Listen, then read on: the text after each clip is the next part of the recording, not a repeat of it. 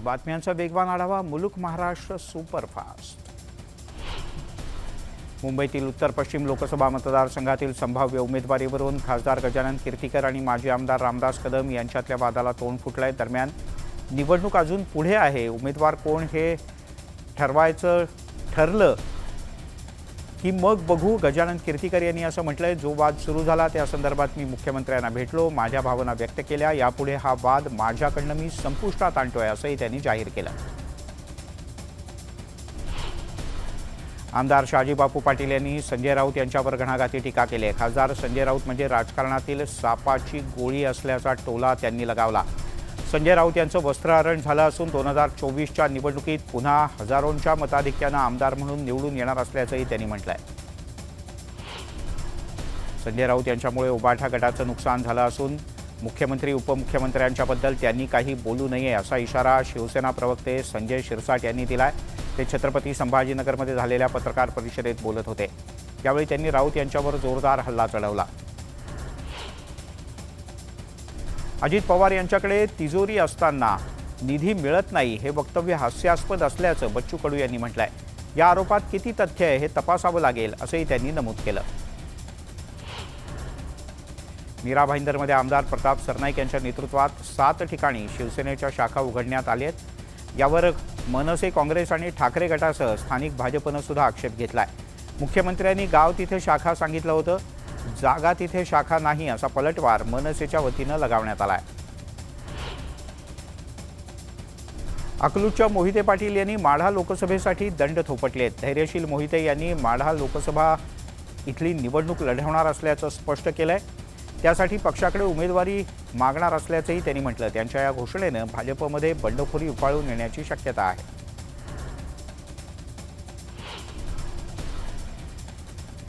OBC आरक्षणाला धक्का लावू नये हीच सर्वपक्षीय नेत्यांची भूमिका आहे। आमचा कोणालाही विरोध नाही, आम्ही कोणालाही आव्हान देत नाही, मात्र ओबीसी आरक्षणाच्या रक्षणासाठी आम्ही लढत राहणार असं प्रकाश शेंडगे यांनी म्हटलंय। मराठवाड्यात 2 मेळावे घेऊन आरक्षणाच्याबद्दल भूमिका स्पष्ट करणार असल्याचं शेंडगे यांनी म्हटलंय। धाराशिव तेरणा साखर कारखान्याच्या उसाला 2825 रुपये पहिला हप्ता जाहीर करत तानाजी सावंत यांनी जिल्ह्यातील उसाला सर्वाधिक दर देत इतर कारखान्यांच्या भावावरून त्यांना चॅलेंज केलंय। आणि थेट जाऊयात, रामदास कदम बोलतायत। अधिक विश्वास महाराष्ट्रात ठेवलेला आहे आणि असं असताना 2 नेतेच आपापसामध्ये भांडतायत, मतभेद 2 नेत्यामध्येच आहेत। हे चित्र देखील काय महाराष्ट्रामध्ये भूषणावं नाही याची जाणीव मला देखील आहे। तर भविष्यामध्ये दोघांकडून काही होणार नाही अशा पद्धतीचं। रामदासभाई, आज एका खासगी वाहिनीबरोबर बोलताना तुमचा संयम थोडासा ढळला होता आणि तुम्ही थेट व्यक्तिगत काही गोष्टी बोलण्याचा नाही कसं आहे हे बघा, हे राजकारणामध्ये कितपत योग्य आहे? तुमच्या निश्चितपणे योग्य आहे। त्याचं कारण असं आहे, योग्य आहे हो, त्याचं कारण असं आहे की रामदास कदमवरती गद्दारीचा सिक्का आहे असं बोलणं हे देखील कितपत योग्य आहे। मी आयुष्यभर लढलोय, मला मारण्याच्या, माझी मर्डर करण्याच्या अनेक लोकांनी सुपारी घेतल्या होत्या। आज साळसकर इथं नाही आहे जिवंत, त्याला साळसकर साक्षीदार आहेत, त्यांनी एन्काउंटर केले। पक्षासाठी मी कफन बांधून लढलोय। एक निष्ठावान शिवसेने म्हणून माझ्याकडे महाराष्ट्र पाहतोय, पण कुठलीही शहानिशा न करता रामदास कदमला पूर्ण राजकारणातून संपवायचं म्हणून एखादी प्रेस नोट काढणं हे देखील कितपत योग्य आहे। गजाभाऊंनी त्या प्रेस नोटमध्ये पहिल्यांदा लिहिलं की 33 वर्षाच्या आधी रामदास कदमनी मला पाडायचा प्रयत्न केला कांदिवलीला। त्यावेळेला मी खेडमध्ये निवडणूक माझी लढत होतो, दाऊद स्तंभावर मी लढत होतो, मी कांदिवलीचे शाखामू होतो। मी जे कांदिवलीला काम केलं ते माझ्या कामावरती त्यावेळेला गजाभाऊ निवडून आले होते। 33 वर्ष माझ्याकडे 100 वेळा घेऊन जेवले, तेव्हा कधी बोलले नाहीत। आणि 33 वर्षानंतर त्यांना आता साक्षात्कार झाला, मी त्यांना पाडा निघालो होतो म्हणून एखाद्या माणसाला संपवण्यासाठी अशा पद्धतीनं खोट्या स्टेटमेंट काढणं, प्रेस नोट काढणं हे कितपत योग्य होतं मलाही कळतं। माझ्या आयुष्यामध्ये मी कमगेच्या खाली वाघ कधी कोणावर केला नव्हता कालपर्यंत, इव्हन नागायण गाणेवंती देखील केला नव्हता। पण एखादा माणूस कालपर्यंत घरी बसतोय, आपला चहा घेतोय, नाश्ता घेतोय, हक्काने जेवतोय, मोठा भाऊ म्हणून तुमचा रिस्पेक्ट ठेवतोय, असं असताना तुम्ही गपचूप प्रेस नोट काढून घरी गप्प बसताय। ज्या आनंद गीतेनेच मला संपवला, मला पाडला, त्या आनंद गीतेला मी पाडायचा प्रयत्न केला म्हणून गजाभाऊ सांगतायत माझ्या सख्या भावालाच मी निवडणुकीमध्ये पाडीत होतो म्हणून आज गजाभाऊ सांगतायत 30 वर्षानंतर शरद पवारांसोबत कुठल्या तरी घाटामध्ये गेलो हे गजाभाऊ सांगतायत. मग बाप दाखवण्याचं साध्य खरा ना. असं होत नाही. ज्याचं जळतं त्याला कळतं भाऊ.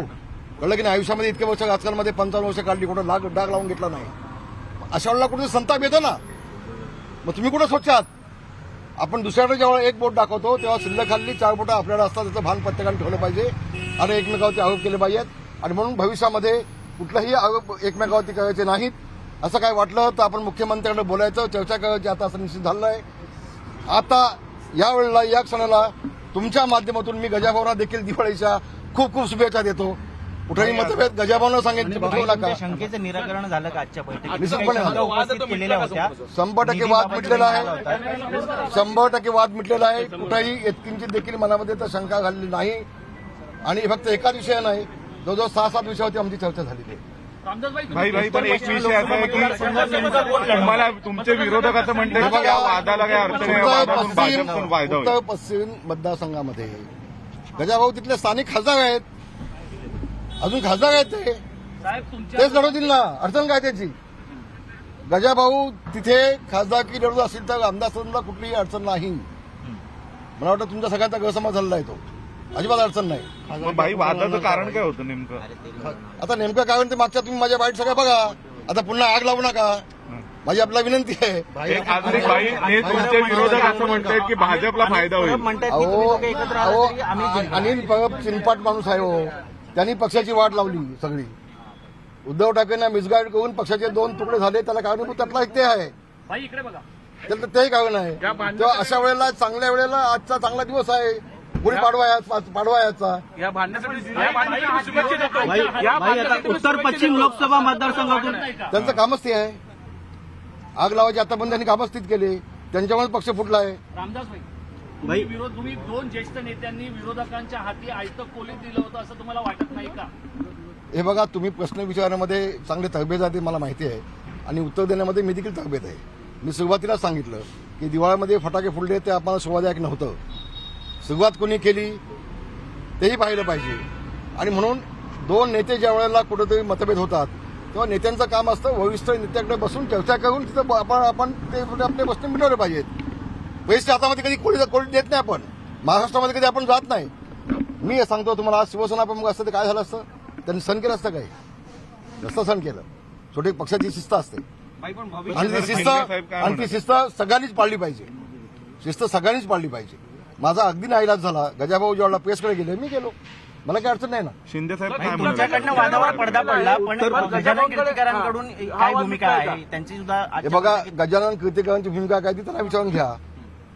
मी मुख्यमंत्र्यांना शब्द दिलाय मी थांबतो. ते थांबणार असतील तर मी थांबतो.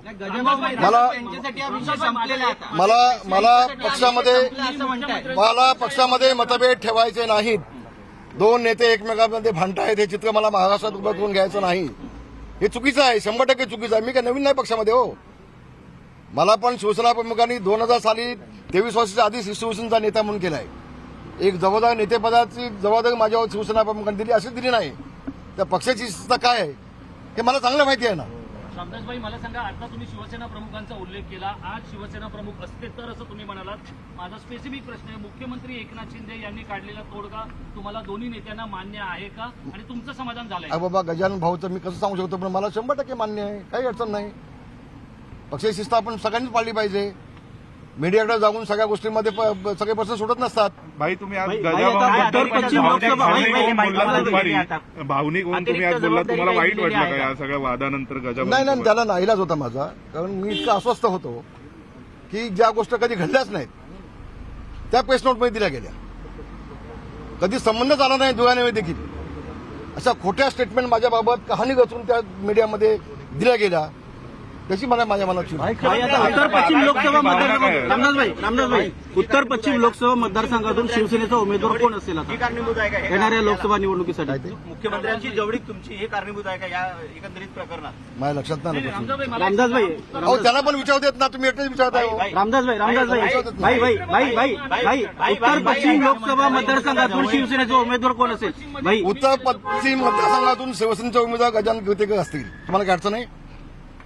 भाई नाही मग भाई तुमच्या भावना काय आहेत आता गजाभाऊन बद्दल तुम्ही मित्र कुठल्याही वाईट भावना नाहीत. आम्ही दोघांनी खांद्याला खांदा लावून अनेक वर्ष काम केलेलं आहे. जे काय गैरसमज होते ते सगळे संपलेत. पुन्हा पुन्हा कोळसा किती उघडला तर काळा. पुन्हा पाठीमागे जाऊन बघायचं नाही आणि भविष्यामध्ये दोघांनी सोबत काम करून घ्यायचं. गजाभाऊ जर उभे झाले निवडणुकीला लोकसभेला तर त्यांच्या प्रचारासाठी रामदास कदम सगळ्यात पुढे असेल. आणि काय आपल्याला हवंय? सीएम के साथ आपकी मुलाकात हुई, हिंदी में जानना चाहेंगे क्या बात हुई, क्या कुछ हल निकला है? इस पूरे विवाद हिंदी में हल निकला है. पक्ष प्रमुख मुख्य जो हमारे नेता है उनसे जो चर्चा हुई है गजाभाऊ के मेरे बारे में जो पिछले 2 दिन से महाराष्ट्र में सब देखा वो सब अभी बात खत्म हुई है. सीएम साहब ने गजाभाऊ को भी बोल दिया है कि आइंदा कुछ भी मिसगाइड अगर होता है तो मेरे साथ में पहली चर्चा होनी चाहिए. डायरेक्ट मीडिया के पास कोई जाने का नहीं, ऐसा भी तय हुआ है. गजाभाऊ हमारा नाता आज का नहीं है, बहुत सारे साल का है. हमने साथ में मिलके तो 50 साल काम किया है. तो ये जो बात हुई थी वो अभी खत्म हुई. इसके आगे दोनों ने भी मिलके पार्टी का काम करना है. मुंबई महानगर पालिका पर भगवा लगाने का है और महाराष्ट्र में भी सत्ता शिवसेना की फिर से लाना है. तो आपस में झगड़ा करते बैठने का नहीं है. ऐसा निर्णय आज हुआ है. शिवसेना के इतने देखो आप जो बोलते हैं उम्मीदवार कौन होगा, वो उम्मीदवार एकनाथ जी शिंदे चाहेंगे वो उम्मीदवार होगा. यहाँ के मौजूदा अगर गजानन कीर्तिकर सांसद है तो उनको टिकट देंगे. एकनाथ जी शिंदे जिनको टिकट देंगे उनका हम काम करेंगे. बिल्कुल दावा किया था कि आपको दावा छोड़ रहे हैं. इतने मैंने बिल्कुल दावा नहीं किया है. मेरी स्टेटमेंट आप देखो. गजा भाऊ अगर लड़ते नहीं तो ये मेरी स्टेटमेंट है. आप आग मत लगाइए फिर से. तो कुछ दावा नहीं है, बिल्कुल दावा नहीं है. बिल्कुल ऐसा नहीं होगा, ऐसा बिल्कुल नहीं होगा. लेकिन नहीं क्या गजानन कीर्तिकर मुझे अभी आमदार की भी लड़नी नहीं है और खासदार की भी लड़नी नहीं है. बिल्कुल नहीं. इतने सालों से आप शिवसेना के बड़े नेता रहे हैं, कई साल मंत्री रहे, हमने खुद आपको कवर किया है. अगर आपने कहा कि गजानन कीर्तिकर नहीं लड़ते हैं तो आपके बेटे भी हैं इस फील्ड में आते जाते रहे हैं. कोई भी लड़ेगा ना, वो सीट लाना है, चुन के लाना है मुंबई की सीट. तो गलत क्या बोला उसमें आपने तो कहा था ना कि अगर नहीं लड़ते तो वो ये मेरे भाई गजाभाऊ को बोलो ना ये जाके ऐसा. मैंने क्या गलत कहा? क्यों नहीं बोलते आप? बोल दो ना प्लीज. अनिल परब ने अरे कोई भी एक जन पूछो ना. एक साथ आने के बावजूद उद्धव ठाकरे का गुठी जीतेगा वहाँ पर. कौन बोलता है ऐसा? अनिल परब चुनौती दे रहे हैं. वो दिन में सपना देखता है. उसने आज तक यही सपना देख के उद्धव ठाकरे को आज तक यही मिसगाइड किया है. और उसके माध्यम से शिवसेना के जो 2 गुट हो गए, शिवसेना उद्धव ठाकरे ग्राम पंचायत में जो देखा उनका क्या है वो सब खत्म हुई. उसकी जड़ें ही अनिल परब है. भाई एक लास्ट सवाल था कि इस समय महाराष्ट्र सरकार में कोल्ड वॉर शुरू है. ऐसा कहा जा रहा है कि मुख्यमंत्री एकनाथ शिंदे और डीसीएम अजित पवार के बीच कोल्ड वॉर शुरू है, शीत युद्ध शुरू है. विधायकों को फंड से देने से लेके कई ऐसी बातें आ रही कि उनको ज्यादा मदद करें, उनको मैं अभी विधायक नहीं, मुझे मालूम नहीं ना. आप भी मंत्री रहे हैं सरकार मुझे पता नहीं ना ये बात. लेकिन मुझे ये समझ में नहीं आता है, ये बात सही है कि अजित दादा कभी जाके पवार साहब से मिलते हैं, उनका आशीर्वाद लेते हैं. दिलीप वळसे पाटिल साहब कभी जाते हैं शरद पवार जी से मिलते हैं. सुनील तटकरे साहब उठते हैं शरद पवार साहब से मिलते हैं, आशीर्वाद लेते हैं.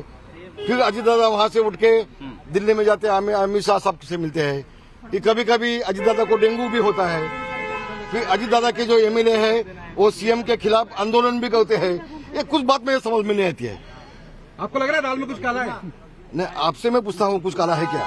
मुझे कुछ पता नहीं भैया. लेकिन कुछ समझ में नहीं आ गया.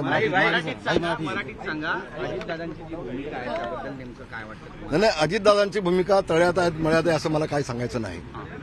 एक गोष्ट मला अजून कळत नाही, मी अभ्यास करतो त्याच्यावरती की कधी कधी उपमुख्यमंत्री झाल्यानंतर दादा शरद पवारांचे आशीर्वाद घ्यायला गेले, मी समजू शकतो. पुन्हा काल दिलीप वळसे पाटील साहेब गेले, पुन्हा अजितदादा पण आशीर्वाद घ्यायला गेले, तटकरे साहेब पण आशीर्वाद घ्यायला गेले. तिथून ते शाह साहेबांना भेटायला दिल्लीत गेले. मराठा समाज ज्यावेळेला एकनाथ शिंदेच्या अंगावरती आला त्यावेळेला अजितदादांना नेमका डेंग्यू झाला आणि अजितदादांचे 20च्या 20 आमदार हे एकनाथ शिंदेच्या विरोधामध्ये, शासनाच्या विरोधामध्ये, मंत्रालयामध्ये आंदोलन करायला लागले. गेट बंद केला त्यांनी, सत्ताधारी पक्षाचे आमदार. हे मला काय नेमकं कळत नाही. याचा अभ्यास करतोय. तुमच्याकडे काय माहिती असेल तर मला तुम्ही द्या. मुख्यमंत्र्याला वाटतं काही मोठा गौप्यस्फोट करतील दादा येत्या काही दिवसांमध्ये? दिवाळीनंतर फटाका फोडतील. हे बघा, दादा सकाळपासून रात्री पण काय करू शकतात. सकाळी 6 वाजता पण ते शपथ घेऊ शकतात. त्यांना डेंगू पण कधी होऊ शकतो. त्यांचा आमदार कधी आंदोलन करू शकतात. ते कधी शरद पवार साहेबांना जाऊन त्यांचा आशीर्वाद घेतात. कधी शहासाहेबांना पण दिल्लीला जातात. दादा आहेत. पण दादाच्या त्यांची दादागिरी सगळ्या ठिकाणी चालते. दादाच्या वागणुकीची झळ आता तुम्हाला पण पोचू मला नाही, मी काय ज्योतिषी आहे का? माझं आडनाव जोशी पण नाही आणि मी ज्योतिषी पण नाही. मला जे समोर दिसलं ते मी बोललो. धन्यवाद. जय हिंद, जय महाराष्ट्र. एक छोटा दोन त्यामुळे रामदास कदम यांनी स्पष्ट केलंय, मला फक्त दादांच्या भूमिकेसंदर्भात काही गोष्टी लक्षात येत नाहीत, मी त्याचा अभ्यास करतोय. पण दुसरी गोष्ट त्यांनी सांगितली की रामदास कदम आणि गजानन कीर्तीकर यांच्यातला वाद 100% संपलेला आहे. आमच्यात कोणत्याही प्रकारचा वाद नाही. मुख्यमंत्री सांगतील तो शब्द अंतिम असेल आणि तोच उमेदवार निवडणूक लढवेल. मी पूर्ण ताकदीनं त्याच्या पाठीशी उभा राहीन असं रामदास कदम यांनी म्हटलंय. ऐन दिवाळीमध्ये राजकीय शिमगा सुरू झाला असून सत्ताधारी आणि विरोधकांच्याकडून एकमेकांवर जोरदार पलटवार केले जात आहेत. नेमकं काय घडतंय पाहणार आहोत पुढच्या थोड्याच वेळात न्यूज 18 लोकमत विशेषमध्ये स्पेशल रिपोर्टमध्ये.